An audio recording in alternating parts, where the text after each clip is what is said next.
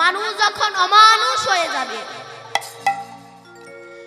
মানুষের নৈতিক চরিত্র, জ্ঞান, বিবেক, বুদ্ধি লোপ পাবে। মানুষের স্বভাব দেখে পশু পর্যন্ত লজ্জা পাবে। মানুষকে দেখলে চেনা যাবে না এ মানুষ, পশু না অমানুষ। কেন? কিছুদিন পরে দেখবেন পশু দেখতে আর চিড়িয়াখানায় যাওয়া লাগবে না, আমাদের আশেপাশেই পশুরা সব ঘুরে বেড়াচ্ছে। কেন? কলির এমন দুর্দশা। কলিকালে বাবা মাকে ভাত দেবে না, বাবা মার বংশের সঙ্গে কোনো পরিচয়ই থাকবে না, শালা শালিকে ভালোবাসবে কিন্তু বাবা মাকে ভালোবাসবে না। দেখবেন কিছু কিছু ইয়ং ছেলেরা আছে, এরা বাম্মাকে প্রণাম করে না কিন্তু শ্বশুর শাশুড়িকে প্রণাম করে। কেন? শ্বশুর শাশুড়িকে প্রণাম না করলে বইয়ের কাছে ঝাঁটা খেতে হবে, ওই জন্য শ্বশুর শাশুড়িকে প্রণাম করে, বাবা মাকে প্রণাম করে না। মদ খেয়ে এসে বাবাকে ধরে পেটাবে, সিগারেট খেয়ে গুরুজনদের সামনে ধোঁয়া ছড়িয়ে দেবে। এমন যখন কলির দুর্দশা হবে, সেই সময় আমি গৌর হয়ে নদিয়া নবদ্বীপেও যাব, উদয় হব। তাই কলিজীবের দুর্দশা দেখে স্বয়ং ভগবান শ্রীকৃষ্ণ গৌর হয়ে নদিয়া নবদ্বীপে এসেছেন।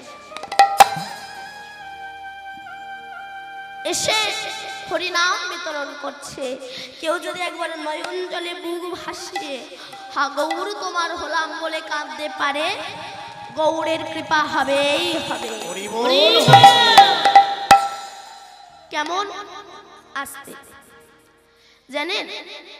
শ্রীবাস পণ্ডিত, এনার বড় দাদা হলেন নলিনী পণ্ডিত, ওনার কন্যার নাম হচ্ছে নারায়ণী। আগেকার দিনে খুব বাল্য বয়সে বিবাহ দিত, তাই তো? বাল্য বয়সে বিবাহ দিত তো। নারায়ণীকে বাল্য বয়সে বিবাহ দিয়েছে, নারায়ণীর স্বামী মারা গিয়েছে। নারায়ণী বাপের বাড়ি চলে এসেছে। কিছুদিন পরে নারায়ণীর পিতা এবং মাতা দুজনাই মারা গেল। যখন পিতা মাতা দুজনাই মারা গেল, সেই সময়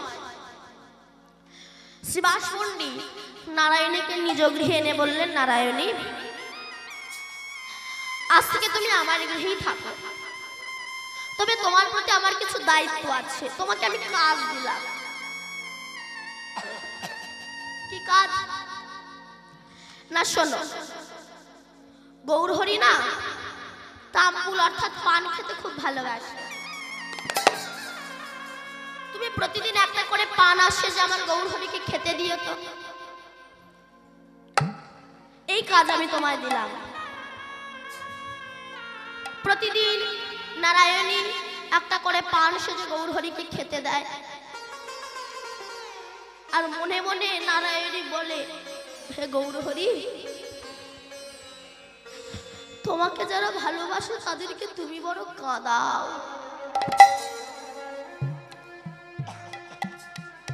এই দেখো, তুমি আমার স্বামীকে কেড়ে নিলে, আমার পিতা মাতাকে কেড়ে নিলে, যদি আমার গর্ভে একটা সন্তান হতো, যখন আমি আর তোমার নাম গাইতে পারবো না, সেই সময় সেই সন্তান আমার কানের ধারে গিয়ে হরি নাম শোনাতো। তাই তোমাকে যারা ভালোবাসে তাদেরকে তুমি বড় কাঁদাও। গৌর হরি তোমার অন্তর্যামী। আজ পান ভক্ষণ করতে করতে ওঠো পান নারায়ণীকে দিয়ে বললো, খাও নারায়ণী, এটা প্রসাদ হিসাবে গ্রহণ করো। যেই বলেছে, নারায়ণী যেই না গৌর হরির ওই এঠো পান ভক্ষণ করলো, সেদিন হতে নারায়ণী গর্ভবতী হয়ে গেল। গ্রামের লোক সমালোচনা করে, ওর স্বামী নাই ও গর্ভবতী, কিভাবে হয় এটা? নদিয়ার ব্রাহ্মণ সমাজ শ্রীবাস পণ্ডিতকে ডেকে বলল, শ্রীবাস, তুমি যে তোমার ভাইজি নারায়ণীকে নিজের ঘরে রেখে দিয়েছো, জানো সে কি হয়েছে? সে গর্ভবতী হয়েছে। তার প্রায়শ্চিত্ত করা দরকার। কিভাবে প্রায়শ্চিত্ত করব? না গরমে ঘি টকবক করে পুড়বে, আর ওই ঘি চামচে করে নিয়ে নারায়ণের মুখের মধ্যে ঢেলে দিতে হবে, আর ওটা পুড়তে পুড়তে ভেতরে যাবে, তখনই প্রায়শ্চিত্ত হয়ে যাবে। কিন্তু রাখে হরি, মারে কে? আর মারে হরি, রাখে কে? এ কথা নারায়ণী শুনতে পেয়েছে। শ্রীবাস বলল, নারায়ণী, লোক মুখে যে শুনছে তা কি সত্যি? নারায়ণী বলল, হ্যাঁ কাকা, তুমি ঠিকই শুনেছ। তবে নদিয়ার ব্রাহ্মণ সমাজকে দলবদ্ধভাবে তুমি আমার কাছে আসতে বলো, এসে আমার গর্ভের কাছে জিজ্ঞাসা করতে বলো, এই গর্ভের ভিতরে কে আছে? এই গর্ভ যদি অপবিত্র হয়, এর থেকে কোনো উত্তর আসবে না। এই গর্ভ যদি পবিত্র হয়, এর থেকে উত্তর আসবে। নারায়ণী জানিয়ে দিলেন, শ্রীবাস পণ্ডিত জানিয়ে দিলেন নদিয়ার ব্রাহ্মণ সমাজকে। নদিয়ার ব্রাহ্মণ সমাজ দলবদ্ধভাবে এসে বললেন, বলো নারায়ণী, তুমি কেন গর্ভবতী? নারায়ণী বলছে, আমি তো বলতে পারবো না, আমার গর্ভের কাছে জিজ্ঞাসা করো। নদিয়ার ব্রাহ্মণ সমাজ নারায়ণীর গর্ভের কাছে জিজ্ঞাসা করলো, বলো নারায়ণীর গর্ভের ভিতরে তুমি কে আছো? গর্ভ দিয়ে তখন হুঙ্কার দিয়ে উত্তর এলো, বৃন্দাবন দাস নাম আমার নিত্যানন্দ গুরু, নিত্যানন্দ গুরু, পিতা আমার শ্রী চৈতন্য বাঞ্ছা কল্প তরু।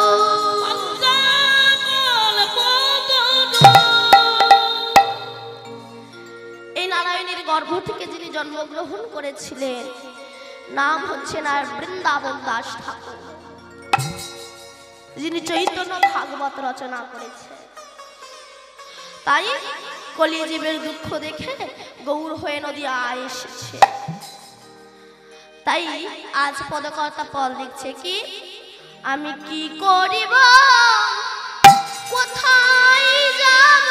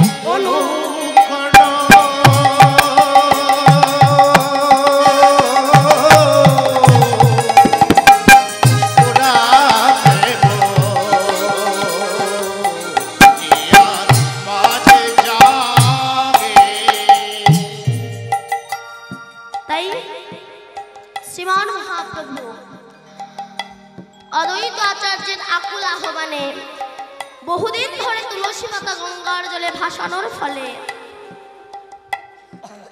গৌর হয়ে কলিহত জীবকে উদ্ধার করার জন্য এসেছে। আচ্ছা মা, কৃষ্ণ তো গৌর হয়ে এসেছেন, কিন্তু গৌরাঙ্গ মহাপ্রভু কি খালি হাতে এসেছেন? খালি হাতে এসেছেন উদ্ধার করার জন্য? না, নাম নিয়ে এসেছেন উদ্ধার করার জন্য। কোন নাম? না, যে নাম কখনো কোনো সময় কোনোদিনও অর্পিত হয়নি। অনার্পিত চরিঞ্চিরা করুণায় অবতীর্ণ কালো সমর্পিত উন্নত উজ্জ্বল রসাংশ সভক্তি শ্রিয়াম হরিপুরাট সুন্দর দূতি কদম্ব সন্দীপিত সদা হৃদয় স্ফুরাতু বা সচিরনন্দন। চিরকালে যে নাম অর্পিত হয়নি সেই নামের ডালি মাথায় করে নিয়ে গৌর হয়ে নবদ্বীপ ধামে এসেছে। কিন্তু সেই নাম আমরা করছি না, সেই নামই আমরা করছি না। একটা শিয়াল কুকুর যেমন পৃথিবীতে জন্মগ্রহণ করে চলে গেল, আমি মানুষ হয়ে শিয়াল কুকুরের মতো পৃথিবী থেকে চলে গেলাম। একটা শিয়াল কুকুরের সঙ্গে আমার মানুষের কোনো তফাৎ রইল না। তাহলে প্রশ্নটা এখানে, সে কুকুর আমি মানুষ কেন? বলুন, সে কুকুর আমি মানুষ কেন? কুকুরও খায়, মানুষও খায়। কুকুর ঘুমায়, মানুষ ঘুমায়। কুকুরের সন্তানাদি হয়, মানুষের সন্তানাদি হয়। কুকুরের গায়ে রক্ত লাল, মানুষের গায়ে রক্ত লাল। তাহলে সে কুকুর আমি মানুষ কেন? বলছে কুকুরের আত্মতত্ত্ব বিচার নাই, কিন্তু মানুষ এর আত্মতত্ত্ব বিচার তন্ত্র তো আছে। তোমার আত্মতত্ত্ব বিচার থাকা সত্ত্বেও তুমি যদি হরি ভজন না কুকুর বললেও কোনো যায় এসে যায় না। কেন না? মনুষ্য জীবনটা পেয়েছো হরি ভজন করার জন্য, একটা পশুর মতো জীবন যাপন করার জন্য নয়। তো সেই নাম করছি না বলে নরোত্তম দাস ঠাকুর পদকর্তা, ইনি খেতুরিতে বাংলাদেশ রাজশাহী ডিস্ট্রিক্টে এনার জন্ম। ইনি রাজ পরিবারে জন্মগ্রহণ করেও রাজপ্রাসাদে জন্মগ্রহণ করে রাজপ্রাসাদ পেয়ে বাবার একমাত্র ছেলে হওয়া সত্ত্বেও এই কলিজীবের দুঃখ দর্শন করে তিনি সেই সুখ প্রাচুর্য ঐশ্বর্যকে ত্যাগ করে কাঙাল হয়ে বৃন্দাবনে এসে লোকনাথ গোস্বামী বাবার বিষ্ঠা পরিষ্কার করে তার শিষ্যত্ব গ্রহণ করেছিলেন। সেই নরোত্তম দাস ঠাকুর পদকর্তা বড় আক্ষেপ করে পদ লিখেছে কি, হরি হরি বিফলে জনম গোয়ায়েনু। এমন মনুষ্য জন্ম পাইয়া রাধা কৃষ্ণ না ভজিয়া জানিয়া শুনিয়া বিষ খাইনু। জেনে শুনে বিষ খাচ্ছি, তাই তো? জেনে শুনে বিষ খাচ্ছি না? জেনে শুনে বিষ খাচ্ছে তো। সংসার আসতে, সংসার একটা বিষের কূপ, এটা কে না জানে? সবাই জানেন তো? সংসার একটা বিষের কূপ, সবাই জানে। তা বিষের কূপ জেনেও আপনি দেখুন, যে বাড়িতে যে ছেলে জন্মাচ্ছে বা যে মেয়ে জন্মাচ্ছে,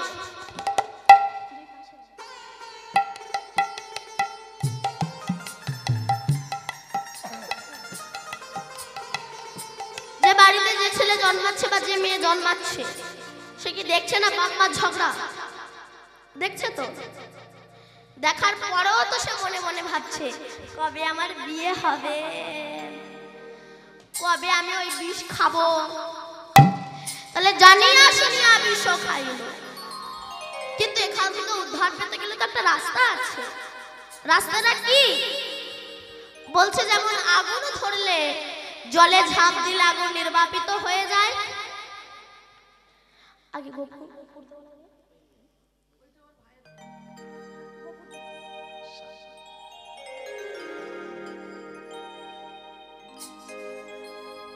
যে রাধে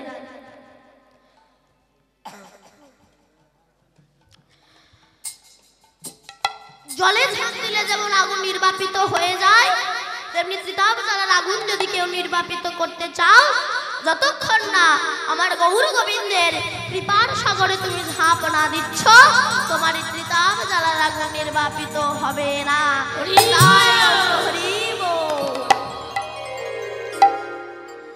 তাই এখান থেকে নির্বাপিত করার জন্য আমার গোবিন্দ গোলকে যে নাম গোপনে ছিল, সেই নামের ডালি মাথায় করে কলিজীবের দাঁড়ে দাঁড়িয়ে এসে বলছে, একবার হরি বল, একবার কৃষ্ণ বল। গোলকে যে নাম গোপনে ছিল, গোলকের প্রেম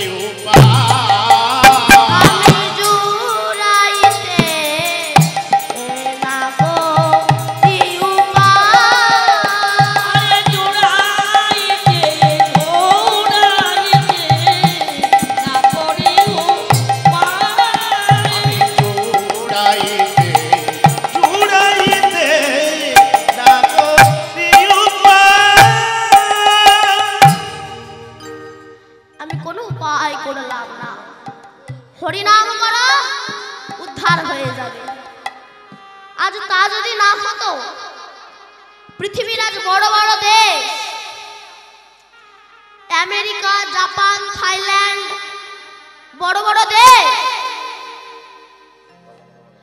তারা কৃষ্ণ নামে মুখরিত হয়ে গিয়েছে। কিন্তু এই হিন্দু জাতি এরা হরি নাম করছে না। এর মতো মর্মান্তিক বেদনা আর জগতে হয় না। আজ বিদেশিরা ললাটে তিলক সেবা করে, গলায় ত্রিকণ্ঠী মালা পরে, হাতে জপের মালা নিয়ে, মুখে নাম নিয়ে রাস্তা দিয়ে যায়। আর এদেরকে দেখে হিন্দুরা এরা উপহাস করে, মানে নিজে তো জমের বাড়ি যাবে, অপরকে এরা সঙ্গে করে নিয়ে যাবে। এরা কারা বলুন তো? এরা হলো জমের এজেন্ট। এই যে আপনারা হরিনাম শুনতে আসছেন, যদি কেউ বলে কোথায় যাচ্ছে, যদি বলেন হরিনাম শুনতে, এই বয়সে হরিনাম, আগে একটু বুড়ো হ, তারপরে হুড়ো মারবি। তা তুমি যে বুড়ো হবে তার কোনো রেকর্ড দলিল আছে তোমার কাছে? এমন ভাবে বলে জম যেন ঠাকুরদা লিখে দিয়েছে 100 বছর না হলেও মরবে। 9 বছরের ছেলে হরিনাম করে, 80 বছরের বুড়ো রাস্তার মোড়ে বসে তাস খেলে। 9 বছরের ছেলেকে দেখে উপহাস করে বলে, এই খোকা এত সকাল সকাল নেমে পড়লি? তা বাচ্চা ছেলেটা বলছে, জেঠু পথটা তো অনেক দূর, তাই আমি সকাল সকাল নেমে পড়েছি। তুমি আর দেরি করো না, তুমিও নেমে পড়ো, তুমি যত দূর যেতে পারো। ও হরি ভজন করবে না, তাস খেলবে, ঝাঁটালাটি খাবে, তবুও হরি ভজন করবে না।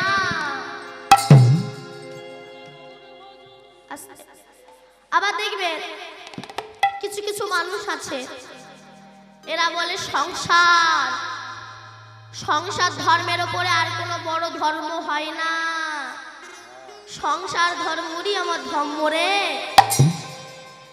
যে ধর্মে তুমি ছাগল কেটে খাচ্ছ, পাঠা কেটে খাচ্ছ, মুরগি কেটে খাচ্ছ, রক্তাক্ত হচ্ছ, একটা জীবনকে কষ্ট দিচ্ছ, সেটাকে ধর্ম বলে? সেটাকে কোনোদিনও ধর্ম বলা যায় না। তা এই যারা বলে সংসার ধর্মের উপরে বড় ধর্ম হয় না, বলুন তো সংসার মানেটা কি? সংসার মানে কি? আচ্ছা কারা কারা সংসার করেছেন একটু হাত তুলুন তো। সব ব্রহ্মচারী হয়ে গেছে, কেউ সংসার করেননি? সবাই ব্রহ্মচারী, কেউ সংসার করেনি। আপনারা সন্ন্যাস ধর্ম গ্রহণ করেছেন? ওই একজন বাবা শুধু বিয়ে করেছে, সংসার করেছে? করেননি সংসার? কেউ করেছেন? তা বলুন, তা সংসার তো করেছেন, বলুন সংসার মানেটা কি?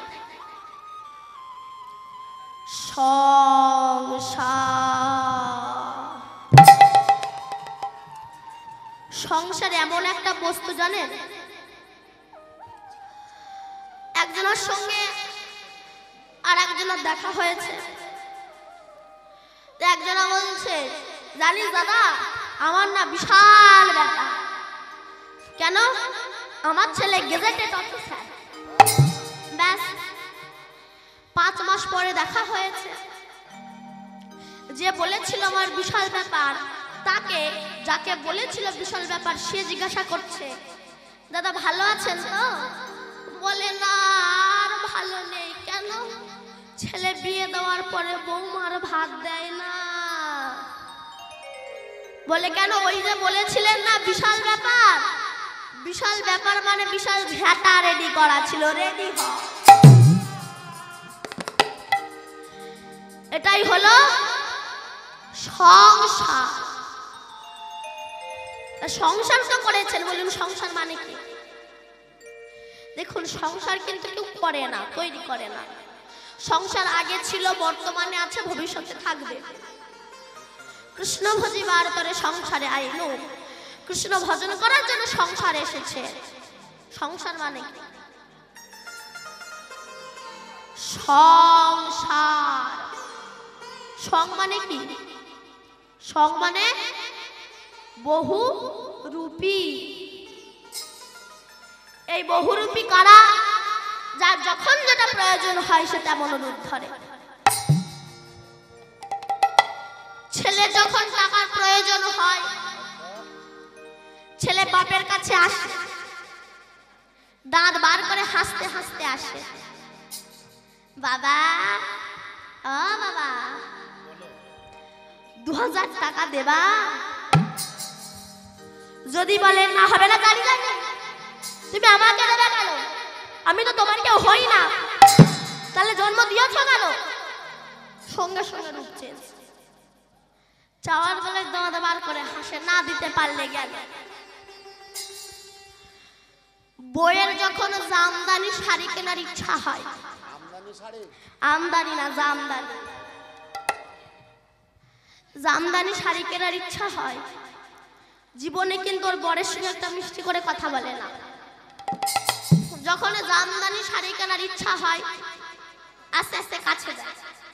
আপনাদের এখানে হয় হয় হয় না? এখানে বা ভালো, এখানে ভালো। জয় রাধে। জীবনেও স্বামীর সঙ্গে মিষ্টি করে একটা কথা বলে না।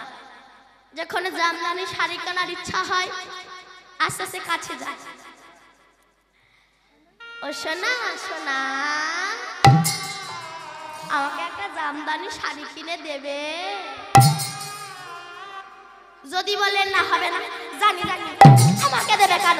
পাশের বাড়ির বইয়ের বেলায় আছে, আমার বেলায় জানতাম তুমি আমারে দেবে না। সঙ্গে সঙ্গে আলাদা। এটাই হলো সংসার। এই সঙ্গে সার করেছি আর আমার গোবিন্দকে সার করেছি বলে এত দুঃখ কষ্ট জ্বালা যন্ত্রণা। এই সঙ্গে সার না করে যদি আমার গোবিন্দকে সার করতাম আর সংসারকে অসার করতাম, মনে হয় এত দুঃখ এত কষ্ট এত জ্বালা যন্ত্রণা আমাদেরকে পেতে হতো না। কেন? যার প্রমাণ আপনি চলে যান মঠে মন্দিরে, সেখানে তারা বিয়ে করে, তারা যে সুখে আছে। আমি আপনি সারাটা জীবন একটা সরকারি চাকরি করে বিন্দু মাত্র সুখে নেই। কেন? এসি আছে ঠান্ডা, ফ্রিজ আছে, ওয়াশিং মেশিন আছে, সব ঠান্ডা, কিন্তু হৃদয়ে কান পেতে দেখুন অশান্তি আগুন দাও দাও দাও দাও দাও করে চলছে। এ জ্বালা জলে নামলেও জ্বলে, 5 তলা বিল্ডিং বাড়ির ওপরে বসে থাকলেও জ্বলে, টাকা হলেও জ্বলে, কোটিপতি হলেও জ্বলে, না হলেও জ্বলে। কিছুদিন পরে বুকে এসি লাগাতে হয় কিনা আমার ভয় হয়েছে। তো এখানকার এসিটা কি? এখানটা ঠান্ডা করে এসিটা কি? 16 নাম 32 অক্ষর, হরে কৃষ্ণ নাম, হরে কৃষ্ণ কৃষ্ণ কৃষ্ণ হরে হরে, হরে রাম রাম রাম হরে হরে। তা যে নাম করলে আমাদের জ্বালা দূরীভূত হয়ে যায়, সেই নামকে একটু গাওয়া যাবে মা? সেই নামকে একটু গাওয়া যাবে? ঘুম পাচ্ছি। বলুন, আপনাদের কি বদন নাই, মানে মুখ নাই? একটু জোরে বলুন, গাইবেন তো? সত্যি কথা বলছে, সত্যি কথা বলুন, নইলে কিন্তু আমি এক্ষুনি সত্যি মিথ্যা প্রমাণ করে দেবো। গাইবেন তো? সিরিয়ালে দিব্যি? ঠিক আছে। যারা যারা হরিনাম গাইবেন একবার প্রেম এসে উলুধ্বনি হরিধ্বনি করুন তো।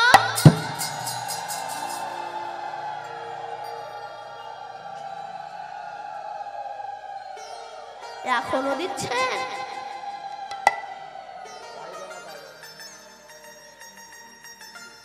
আমি বললাম কি, আপনারা করলেনটা কি? আমি বললাম যারা যারা হরিনাম গাইবেন না তারা উলুধ্বনি দেন।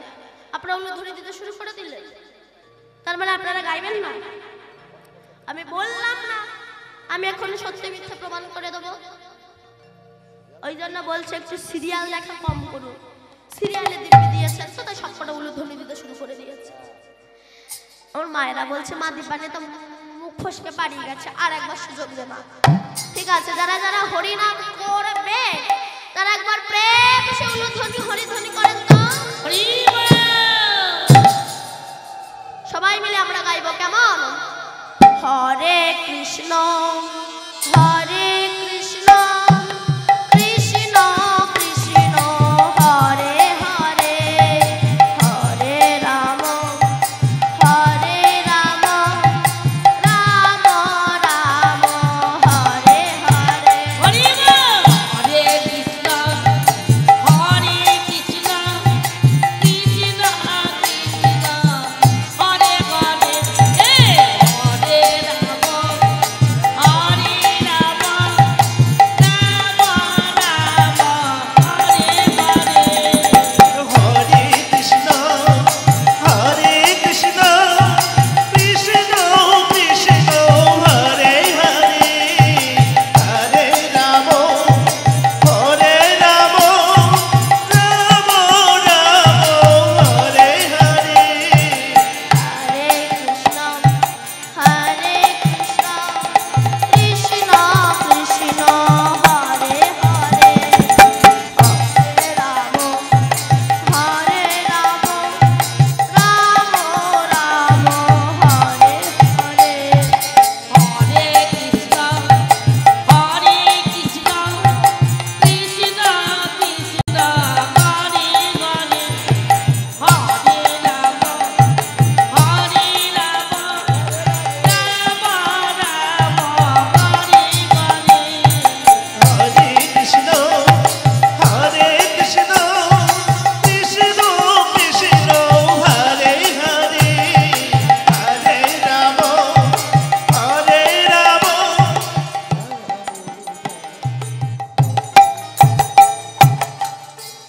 গাইছে না গায় না? একজনকে দুজন আপনারা কেউ গাইছেন না? দুজন না তিনজন? আচ্ছা সবাই মিলে একটু দুটো বাহু তুলুন তো, যাদের যাদের হাত আছে তুলুন, যাদের হাত নেই তাদের তোলার দরকার নেই। জোরে। আপনাদের হাত নয়?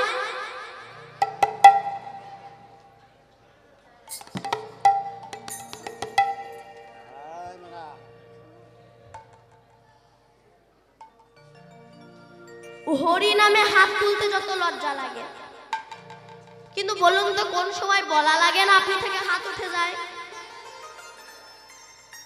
কোন সময়? দিতে হবে কোন সময়? ভোটের সময়। আমার হাত তোলায় একজনের গাড়ি বাড়ি হলো, তার টাকা পয়সা হলো, সে নেতা হলো, কিন্তু আমি যে ভিখারি সেই ভিখারি রয়ে গেলাম। হরি বল হরি বল। এই পরের মঙ্গলে হাত তুলতে লজ্জা লাগে না? নিজের মঙ্গলের সময় হাত তুলতে যত লজ্জা লাগে। সবাই মিলে দুটো বাহু তুলো। এবার আমার সঙ্গে গাইবেন কেমন? হরে কৃষ্ণ বাহ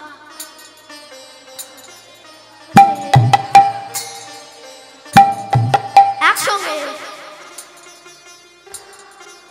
বাহ। এই রাত 10টায় আপনারা যে সবাই মিলে আনন্দ করছেন, শীতকালের বেলায় রাত 10টার সময় আপনারা এখনো বসে আছেন। 12টা বাজতে যায়, আপনারা বসে আছেন, খুব ভালো লাগছে। বাহ, একটু বাহু তোলে একটু জোরে। হরে কৃষ্ণ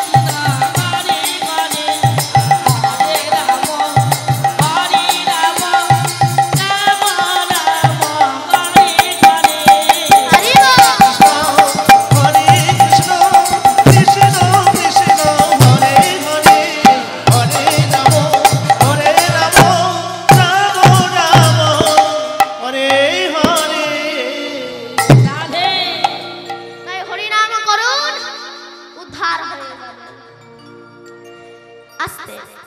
কিন্তু আমার প্রশ্ন, বলুন, পাড়ায় পাড়ায় এত হরি নাম হচ্ছে, এত কৃষ্ণ নাম হচ্ছে, কিন্তু বলুন তো অমানুষ কেন মানুষ হয় না? অমানুষ কেন মানুষ হয় না? মানুষের অমানুষ হয়ে যাচ্ছে কেন? মানুষের মতো দেখতে হলেই মানুষ বলে না, মানুষ বলবে জাগবে যেদিন জ্ঞানের চেতনা। আচ্ছা, আপনারা যদি একটু সামনের দিকে এসে বসেন, সামনের জায়গাটা খালি আছে, তাহলে আমার চারিদিকে ঘুরে ঘুরে করতে হয় না, আপনারা একটু ভালোভাবে শুনতে পারবেন। যদি একটু সামনের দিকে আসতে পারেন, জয় রাধে। দেখবে আজকাল রাস্তায় যদি কোনো বৈষ্ণব যায়, আমরা তার পেছনে হন্যে কুকুরের মতো লেগে যাই, তাই তো? কুকুর, কুকুর চেনেন না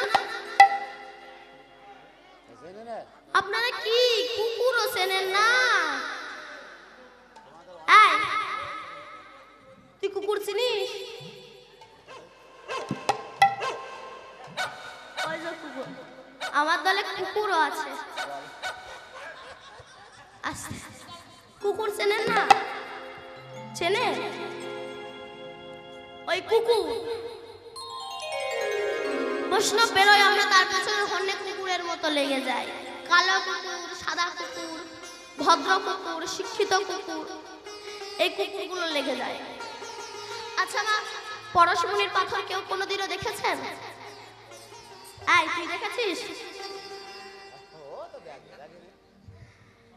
যদি ভারতের সরকারের হাতে থাকতো তবে ভারত কবে কোটিপতি হয়ে যেত। সেই পরশমণির পাথর লোহাতে স্পর্শ করালে লোহা সোনা হয় বটে, কিন্তু লোহাতে যদি কাদা মাখানো থাকে, তারপরে যদি পরশমণির পাথর লোহাতে স্পর্শ করানো হয়, লোহা সোনা হবে না। ঠিক তেমনি আমাদের এই দেহে যদি অহংকারের কাদা মাখানো থাকে, এই দেহে কোনোদিনও ভগবান দর্শন হবে না। অনেকে বলে ভগবান নাই, ওসব ফালতু জিনিস, ভগবান আছে। দেখবেন কি করে না? পূর্ণিমার আকাশের চাঁদ পুকুরের জলে দেখা যায় বটে, তবে পুকুরটা স্বচ্ছ, নির্মল এবং পরিষ্কার হতে হয়। ওই পুকুরে যদি কচুরি পানা পরিপূর্ণ থাকে, তাহলে আকাশের পূর্ণিমার চাঁদ দেখা যাবে? যাবে না। তেমনি আমাদের এই দেহে যদি অহংকারের কচুরি পানা পরিপূর্ণ থাকে, এই দেহে কোনোদিনও ভগবান দর্শন হবে না। তাহলে ভগবানকে দেখবেন কি করে? আসতে জানেন, পঞ্চাননের ছেলের মাথা একবার ফার্স্ট ক্লাস। তা গ্রামের লোকেরা বলে, বাবা পঞ্চানন, তোর ছেলের মাথা দারুণ মাথা, তাই একটু মাঝে মাঝে ওকে ঘি খাওয়াতে পারিস না? পঞ্চানন আসতে, পঞ্চানন 500 গ্রাম ঘি কিনে এনে 250 ঢেলে দিয়েছে। আয় খা বাবা খা, মাথা ভালো হবে।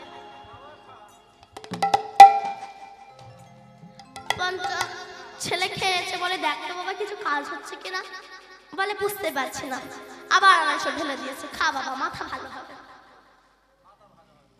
এখন 500 গ্রাম ঘি খেয়েছে মানে কাজ তো হবে, সে ওপরে হোক নিচে হোক, কাজ তো হবে।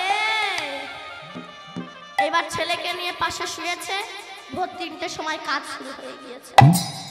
যায় আর আসে, কোথায় যায় জানেন তো?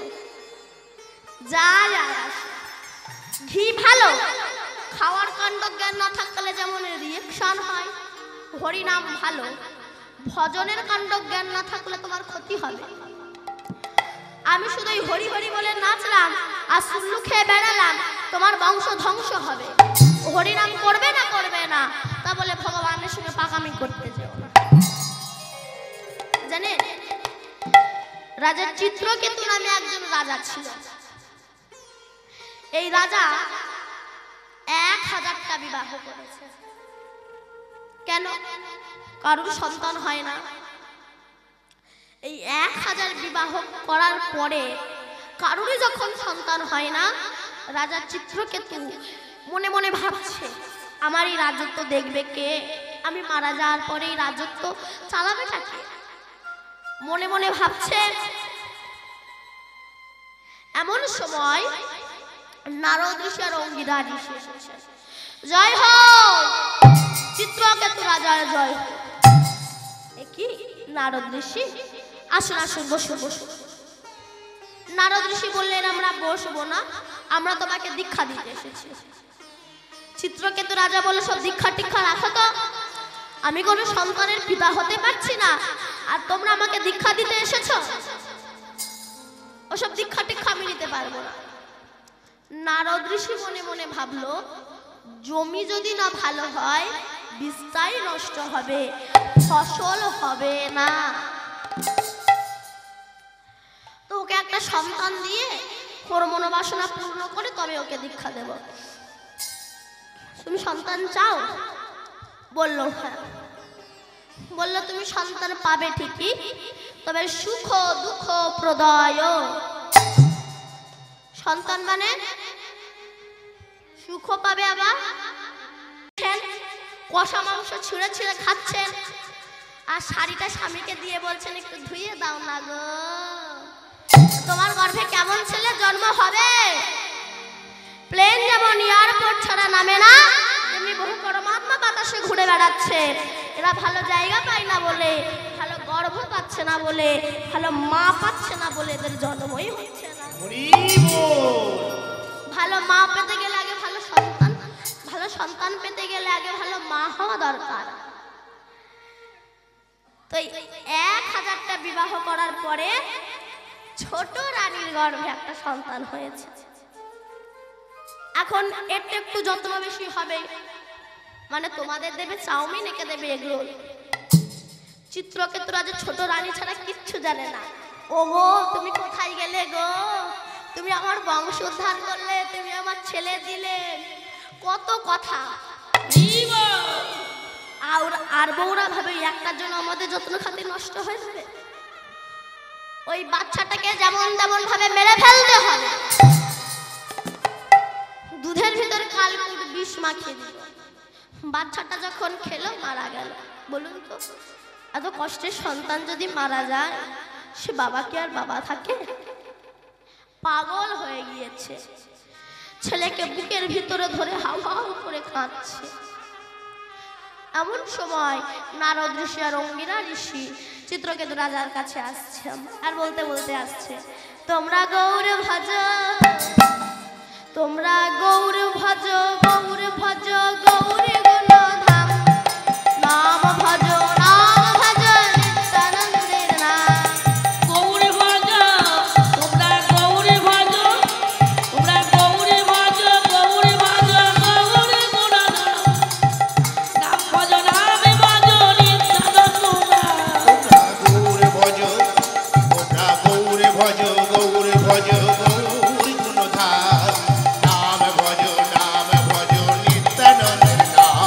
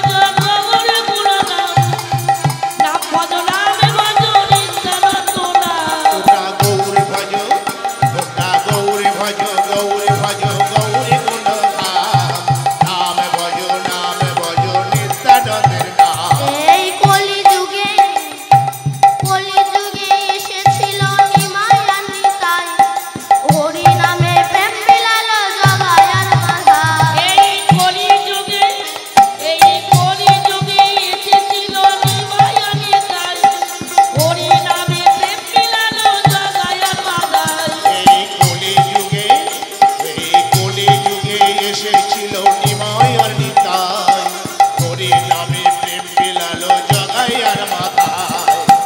নিত্যানন্দ নিত্যানন্দ সবার মনে দেয় আনন্দ।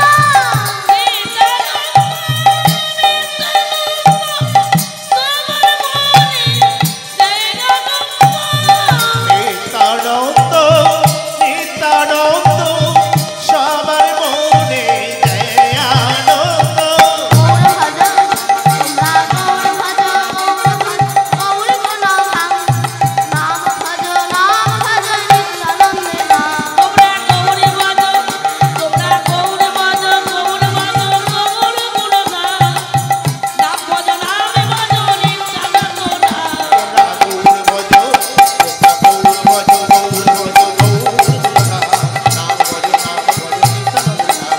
গৌর বাজো, গৌর বাজো, গৌর গুণ গান। নাম ভজ নামে বাজো নিত্যানন্দ নাম। নাম গাইতে গাইতে চিত্রকেতু রাজার সামনে এসে দাঁড়িয়েছে।